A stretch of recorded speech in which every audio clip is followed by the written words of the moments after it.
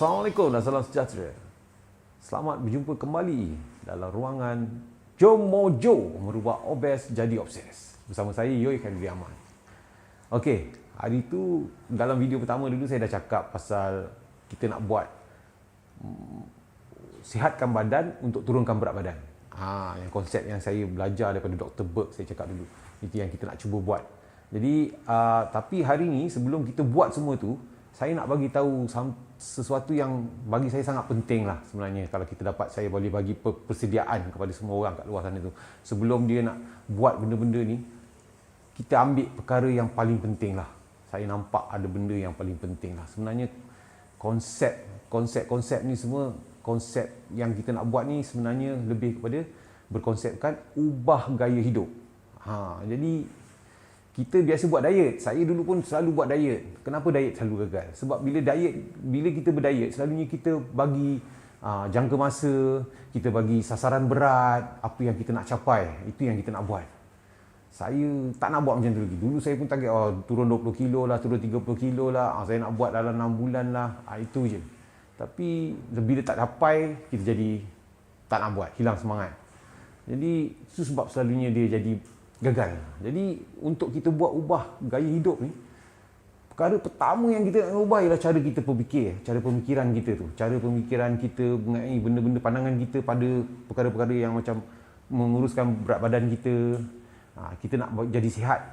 Jadi perkara pertama, konsep pemikiran kita tu, cara kita berfikir. Dulu saya berfikir, saya pun fikir macam saya nak makan macam-macam.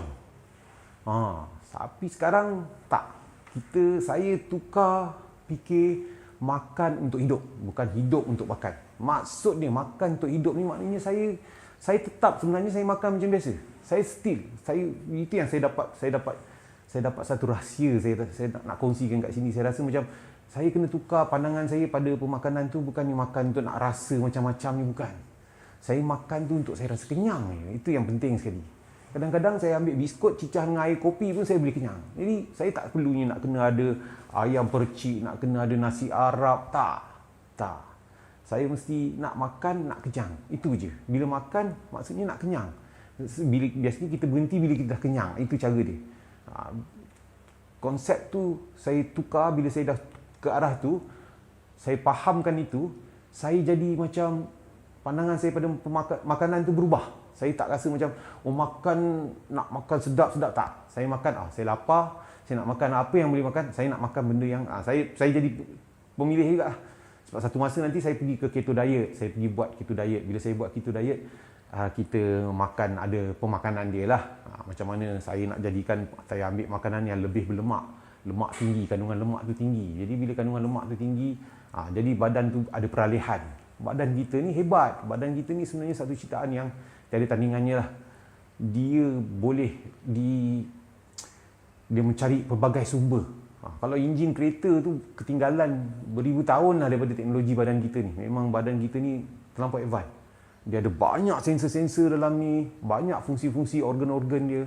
Jadi badan kita ni sebenarnya mainkan peranan yang banyak lah dalam kita punya nak turun berat badan ni. Tapi kita kena faham pula badan kita ni, dia ada satu konsep aja. Konsep dia membesar.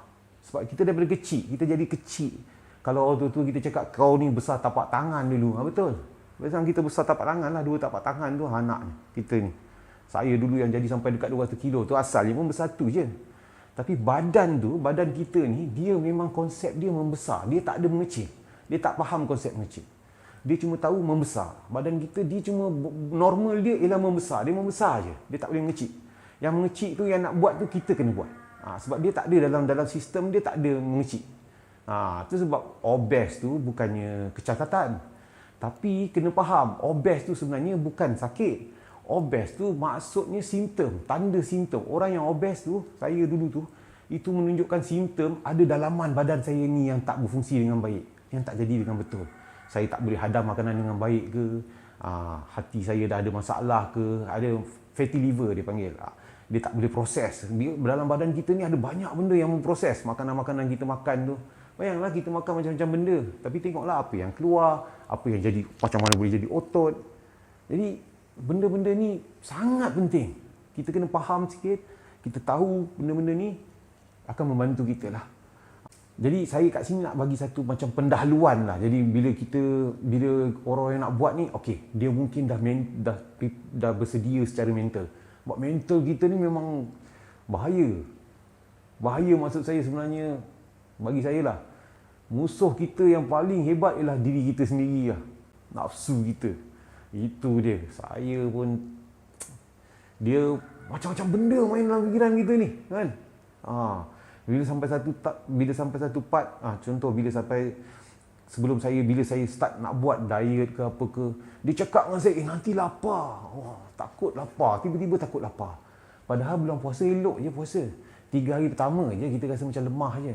Tapi biasanya dalam bulan Ramadan, sejak saya tukar ni, hari raya bulan 2 tahun ke belakang, 2 tahun yang lepas ni, puasa keempat saya dah boleh pergi jogging lah. Saya dah boleh macam biasa. Saya boleh dengan tenang jalan lalu rutin harian saya macam biasa, macam tak puasa. Sebab kita dah biasa. Kita makan bila lapar, kita minum bila haus. Mindset mengawal kita punya aktiviti, gerakan dan kita punya sikap lah. Lagi satu ialah tabiat lah. Tabiat ni ada satu, memang badan kita ni dia macam ada satu perakam. Dia ada dipanggil biological clock. Jam biologi. Apa yang kita buat hari ni, besok dia nak repeat benda tu. Orang isap okok sama juga lah. Okok tu bukan makanan, tapi tabiat dia nak isap okok. Saya dulu isap okok 25 tahun saya isap okok. Saya pun berhenti sekali. Sama masa dengan saya nak berhenti buat diet, nak turunkan berat badan, nak sihatkan badan. Saya buat semuanya sekali. Masa tu saya betul-betul cabar diri saya. Saya sampai tahap cabar diri saya. Saya pergi klinik untuk berhenti merokok. Doktor tu cakap, banyak sangat benda nak buat satu kali. Nak turunkan berat badan, nak berhenti merokok, nak berlari. Betul ke ni? Dia cakap.